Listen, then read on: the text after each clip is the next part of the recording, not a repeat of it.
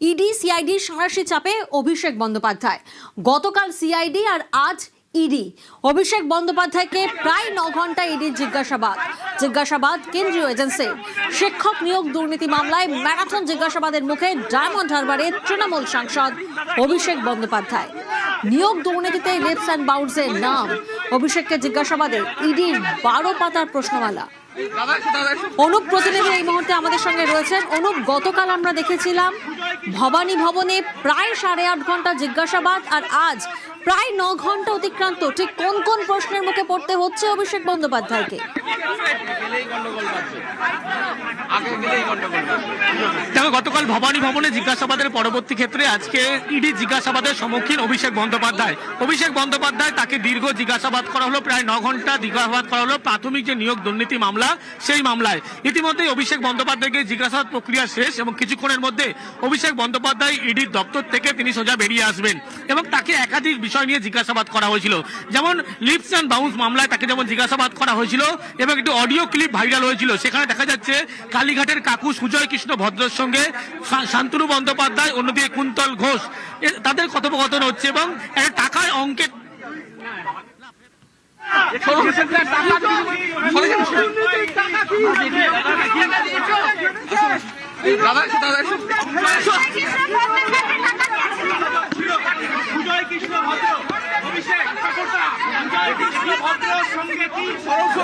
আবারও যাবো অনুপের কাছে, তবে তার আগে আপনাদেরকে জানাই ইতিমধ্যে জিজ্ঞাসাবাদের প্রক্রিয়া শেষ হয়েছে। যেমনটা প্রতিনিধি অনুপ আমাদেরকে জানালেন, গতকাল সিআইডি দপ্তরে আমরা দেখি প্রায় 8.5 ঘন্টা জিজ্ঞাসাবাদ করা হয় এবং আজ ইডির দপ্তরে অভিষেক বন্দ্যোপাধ্যায় ঠিক সকাল 10:56 তিনি আসেন সিজিও কমপ্লেক্সে।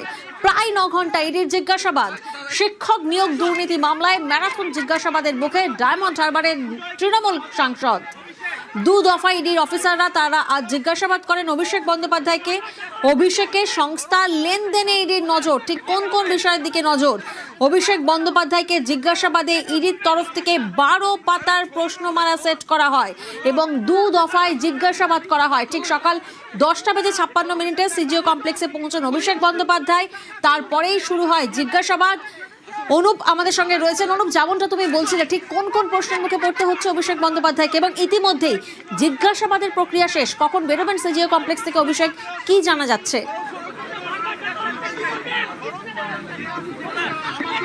দেখো, কিছুক্ষণের মধ্যেই অভিষেক বন্দ্যোপাধ্যায় তিনি বেরোবেন। দীর্ঘ 9 ঘন্টার যে জিজ্ঞাসাবাদ, সেই জিজ্ঞাসাবাদ ইতিমধ্যে শেষ করা হয়েছে এবং অভিষেক বন্দ্যোপাধ্যায়ের বয়ান লিপিবদ্ধ করা হয়েছে। প্রাথমিক নিয়োগ যে দুর্নীতি মামলা, সেই মামলায় অভিষেক বন্দ্যোপাধ্যায়কে আজকে তলব করা হয়েছিল। এই নিয়ে তৃতীয়বার তলব করা হলো অভিষেক বন্দ্যোপাধ্যায়কে। প্রথম যখন 2023 সালে জুন মাসে অভিষেক বন্দ্যোপাধ্যায় আসে, তাকে 9 ঘন্টা জিজ্ঞাসাবাদ করা হয়। পরবর্তী ক্ষেত্রে 2023 সালের সেপ্টেম্বর মাস, সেখানে অভিষেক বন্দ্যোপাধ্যায়কে 11 ঘন্টা জিজ্ঞাসাবাদ করা হয় এবং আজকে অভিষেক বন্দ্যোপাধ্যায় তাকে 9 ঘন্টা জিজ্ঞাসাবাদ করা হলো।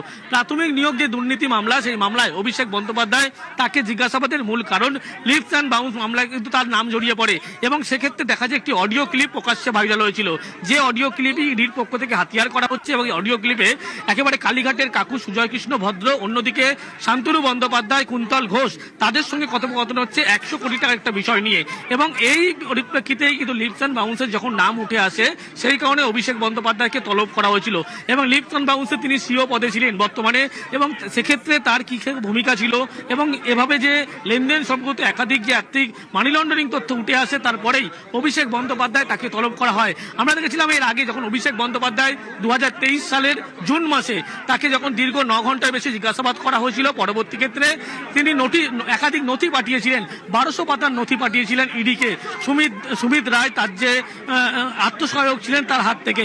তার পরবর্তী ক্ষেত্রে লক্ষ্য করা গেল আবার 2026-এর আজকে অভিষেক বন্দ্যোপাধ্যায়কে তলব করা হলো এবং একাধিক বিষয়, একদিকে কুন্তল ঘোষের বয়ান, অন্যদিকে শান্তনু বন্দ্যোপাধ্যায়ের বয়ান, কালীঘাটের কাকু সুজয় কৃষ্ণ ভদ্রর বয়ান, এই সমস্ত বয়ানের পরিপ্রেক্ষিতে অভিষেক বন্দ্যোপাধ্যায়কে তার জিজ্ঞাসাবাদ করা হয়, তার বয়ান লিপিবদ্ধ করা হয় এবং সিজিও কমপ্লেক্সের ছবি তুমি দেখতে পাচ্ছ। কিছুক্ষণের মধ্যেই অভিষেক বন্দ্যোপাধ্যায় তিনি বেরোবেন জিজ্ঞাসাবাদের পরবর্তী ক্ষেত্রে, তার কারণ নিয়োগ দুর্নীতি মামলায় তাকে জিজ্ঞাসাবাদ করা হয়েছিল। একেবারে অনুপ, সেই খবরের দিকে আমরা নজর রাখবো।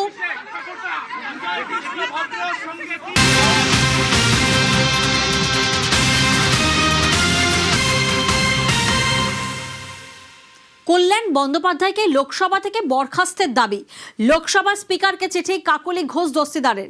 লোকসভায় মহিলা সাংসদের সঙ্গে অভব্য আচরণের অভিযোগ। আমরা জানি 28শে মে কল্যাণ বন্দ্যোপাধ্যায়ের বিরুদ্ধে অভিযোগ করেন কাকলি ঘোষ দস্তিদার। 10ই জুন লোকসভা স্পিকারকে চিঠি দেন কাকলি ঘোষ দস্তিদার।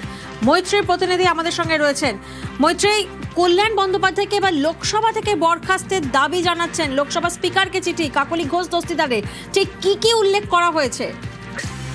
দেখো, কাকলি ঘোষ দস্তিদার তিনি এর আগে স্পিকারের কাছে অভিযোগ করেছিলেন কল্যাণ বন্দ্যোপাধ্যায়ের অভব্য আচরণ এবং মহিলা সাংসদদের প্রতি তার মিসোজিনিস্টিক আচরণের জন্য, এবং বিভিন্ন সময় তিনি কটু আচরণ করেছেন। শুধুমাত্র কাকলি ঘোষ দস্তিদার নন, অন্যান্য মহিলা সাংসদদের বিরুদ্ধেও। আর এবার কাকলি ঘোষ দস্তিদার একেবারে কল্যাণ বন্দ্যোপাধ্যায়কে বরখাস্তের দাবি জানালেন স্পিকারের কাছে, এবং তার আবেদনে তিনি যে চিঠি দিয়েছেন গত 10ই জুন, সেই চিঠিতে তিনি উল্লেখ করেছেন যে একবার নয় একাধিকবার এইরকম আচরণ করেছেন কল্যাণ বন্দ্যোপাধ্যায়, এবং সেটা লোকসভা কক্ষের ভিতরে। এবং সেই আচরণ একজন মহিলা সাংসদকে তার যে কনফিডেন্স সেটাকে নড়িয়ে দিয়েছে, এবং এটা একবার নয়, এটা সিস্টেমেটিক্যালি চলতে থেকেছে। একজন সংসদীয় রাজনীতিতে যেটা নিয়ম যে প্রত্যেক সাংসদ যেন তারা সুরক্ষিত ফিল করতে পারেন, যাতে তারা নিজেদের কণ্ঠস্বর তুলে ধরতে পারে। সেই জায়গায় দাঁড়িয়ে তাদেরকে ইন্টিমিডেট করা হয়েছে, তাদেরকে পার্সোনাল অ্যাটাক করা হয়েছে। সেই পরিপ্রেক্ষিতে দাঁড়িয়ে কল্যাণ বন্দ্যোপাধ্যায়ের বিরুদ্ধে যথাযথ ব্যবস্থা নেওয়া হোক, এমনকি তাকে একেবারে লোকসভা থেকে বরখাস্ত করা হোক এবং সেটা অবিলম্বে করা হোক, সেই দাবি এবার জানালেন কাকলি ঘোষ দস্তিদার। বেশ, আর এই নিয়েই আগেই সরব হন কাকলি ঘোষ দস্তিদারের ছেলে। ওই সাংসদ যা যা বলেছেন সেটা অত্যন্ত অপমানজনক, অত্যন্ত ডেফেমেটরি, এবং কোনো মহিলা বা কোনো মহিলা এমপি সম্বন্ধে এইসব কথা বলা যায় না। উনি অনেক অঙ্গভঙ্গিও করেছেন। এই ইন্টারভিউর পরে আমরা ডিসিশন নিয়েছি যে আমাদের যিনি লয়ার, আমাদের লিগাল টিম, ওনাকে একটা লিগাল নোটিশ দেওয়া হবে এবং কলকাতা হাইকোর্টে আমরা একটা ক্রিমিনাল ডেফেমেশনের কেস করবো ওনার নামে। আমরা চাইবো যে ওনার উপর একটা রিস্ট্রেনিং অর্ডার দেওয়া হোক ফ্রম দ্য কোর্ট। আমি হোপফুল যে কোর্ট একটা পজিটিভ ওয়ার্ডিং দেবে। আর আমি এটাও এক্সপেক্ট করব যে আমার মা পার্লামেন্টের যে এথিক্স কমিটি, সেখানেও যাতে একটা কমপ্লেন দেয়। অভিযোগের সত্যতা নিয়ে প্রশ্ন তোলেন কল্যাণ। কবে আমি কারাগারটা দিয়েছি সেটা লিখেছি? আগে কখনো মনে হলে তো ওরকম ভাবে হয় না। আমি যদি লোকসভার মধ্যে কোনো রকম কিছু করে থাকি যেটা আনকল্ড ফর এবং যেটা এথিক্সের বাইরে, তাহলে নিয়ম কি যে সঙ্গে সঙ্গে স্পিকারকে জানাতে হবে? That will be decided by the privilege committee. সেটা তো যখন ইচ্ছে তখন করা যায় না। অভিযোগগুলো মিথ্যে, কিন্তু ওনাকে একটা গ্রাউন্ড তৈরি করতে হচ্ছে একটা কোনো রকম ভাবে। আর ওকে বলবো কখন? ওর অ্যাটেন্ডেন্স এত পুয়ার না, কোথায় কাকে বলবো? ওকে থাকে কোথায়? উনি এই অভিযোগও করেছেন যে অন্যান্য মহিলা সাংসদের সাথেও নাকি আপনি সে অন্যান্য মহিলা সাংসদরা যখন বলবে তখন বলবো। ওনার স্টেটমেন্ট দিয়ে তার অন্য মহিলাদের সাংসদদের স্টেটমেন্ট হয় না। আসল কথা হচ্ছে 4th মের পর অনেকেই অনেক রকম পাল্টে যাচ্ছে। এখন কে কত তৃণমূল বিরোধী বলার জন্য তৃণমূলের লোককে আঘাত করবে তার একটা কম্পিটিশন হয়েছে। তৃণমূলের নারদ কেন বলছে এই কথা? কারণ কুণাল ঘোষের বিরুদ্ধে বিস্ফোরক অভিযোগ নয়না বন্দ্যোপাধ্যায়ের। সম্মানহানির অভিযোগে সরব চৌরঙ্গীর বিধায়ক। সুদীপ বেসুরো হওয়ার পর কড়া আক্রমণ করেন কুণাল ঘোষ। নয়না বন্দ্যোপাধ্যায়ের নাম করেও একাধিক মন্তব্য কুণাল ঘোষের। নয়নার অভিযোগেও কুণাল আছেন কুণালেই।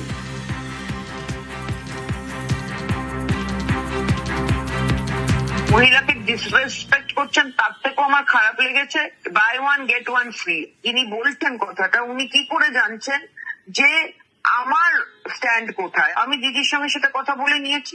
ওনারা বলে দিচ্ছেন, আমার দায়িত্ব নিয়ে নিচ্ছেন, আমার দায়িত্ব নিয়ে বলে দিচ্ছেন যে আমি চলে গেছি। ভাই, হোয়াট ইজ দিস?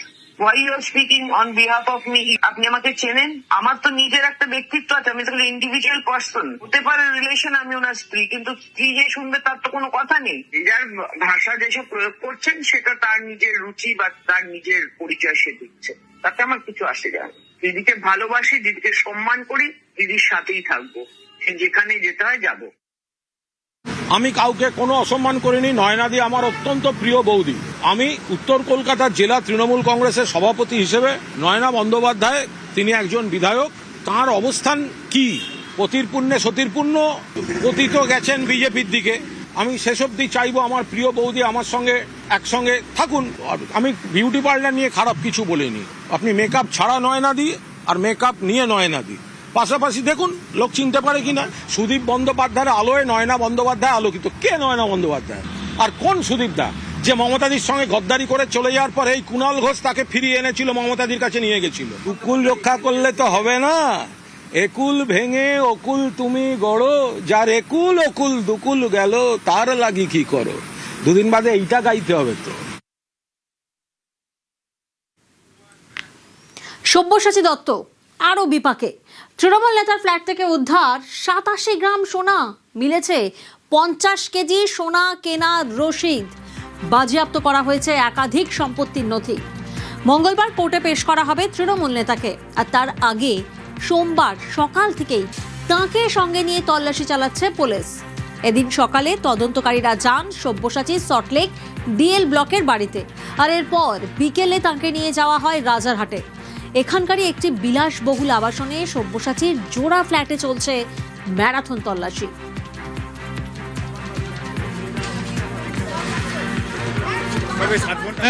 অনেক পুরো সোনার তাল পেয়েছেন আর হিরে মুক্ত সব পেয়েছেন।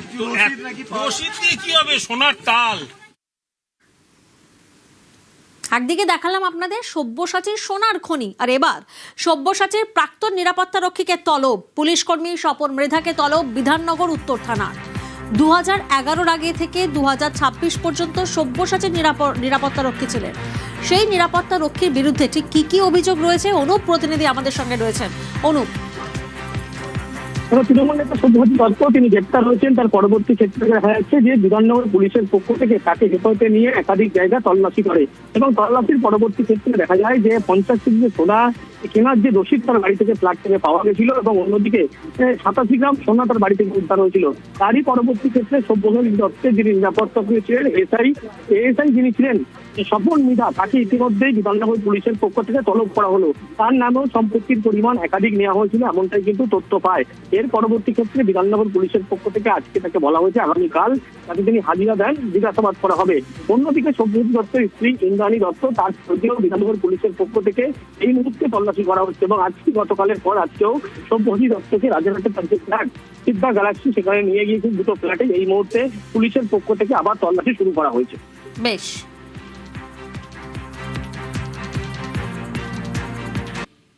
আজ থেকেই শুরু হয়েছে রাজ্য জুড়ে জনকল্যাণ শিবির। সাধারণ মানুষকে বিভিন্ন প্রকল্পের সুবিধা পৌঁছে দিতে সরকারি ক্যাম্প করা হয়েছে। আর এই মুহূর্তে যে ছবি আপনারা দেখছেন আসানসোলে, সেখানে শিবিরে মন্ত্রী অগ্নিমিত্রা পাল। সাধারণ মানুষকে সুবিধা দিতে জনকল্যাণ শিবির 15ই জুন থেকে 17ই জুন, যেখানে 54টি প্রকল্পের সুবিধা পৌঁছে দেওয়া হবে সাধারণ মানুষদের। সরকারের এই প্রথম জনকল্যাণ ক্যাম্প শুরু হলো রাজ্য জুড়ে। আসানসোল জেলা প্রশাসনের উদ্যোগে হওয়া এই ক্যাম্পে এসেছিলেন মন্ত্রী অগ্নিমিত্রা পাল।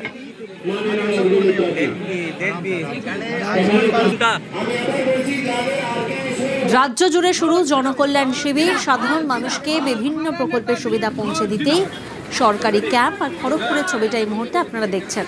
খড়গপুরে এই শিবির উদ্বোধন করলেন দিলীপ ঘোষ। লোকশিল্পীদের সঙ্গে হারমোনিয়ামও বাজালেন মন্ত্রী দিলীপ ঘোষ।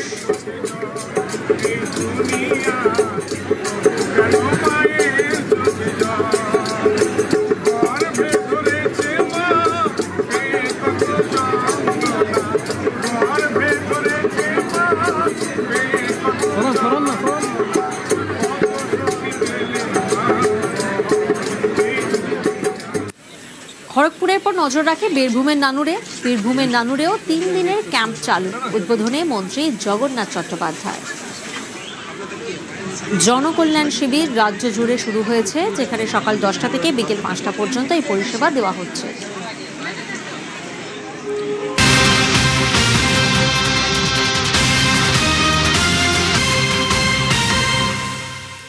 আর জনকল্যাণ শিবিরের প্রথম দিনেই রেকর্ড ভিড়। বিভিন্ন ক্যাম্পে উপস্থিতি প্রায় 8 লক্ষের কাছাকাছি। সোমরাজ প্রতিনিধি আমাদের সঙ্গে রয়েছেন। সোমরাজ, রাজ্য সরকারের এই প্রথম জনকল্যাণ শিবির এবং তারই সুবিধা পৌঁছে দিতে ক্যাম্প খোলা হয়েছে সকাল থেকে একবারে বিকেল পর্যন্ত। ঠিক কি ছবি উঠে এলো আজ? দেখো, জনকল্যাণ শিবিরের প্রথম দিনেই তার সাথে হিট আয়ুষ্মান ভারত এবং অন্নপূর্ণা ভান্ডার প্রকল্প, কারণ এই দুই প্রকল্পেই সব থেকে বেশি আবেদন জমা পড়েছে বলে এই সূত্র মারফত জানা যাচ্ছে।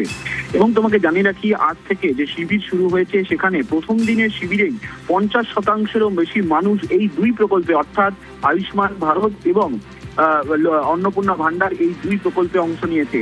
পাশাপাশি প্রথম দিনের রেকর্ড ভিড়ে দেখা যাচ্ছে মহিলাদের উপস্থিতির সংখ্যা সব থেকে বেশি।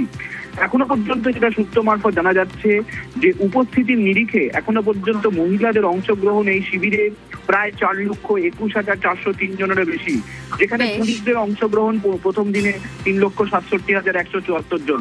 অর্থাৎ প্রথম দিনের এই জনকল্যাণ শিবিরে অর্থাৎ সোমরাজ প্রথম দিনে সুপারহিট আয়ুষ্মান ভারত অন্নপূর্ণা ভান্ডার প্রকল্প। ধন্যবাদ।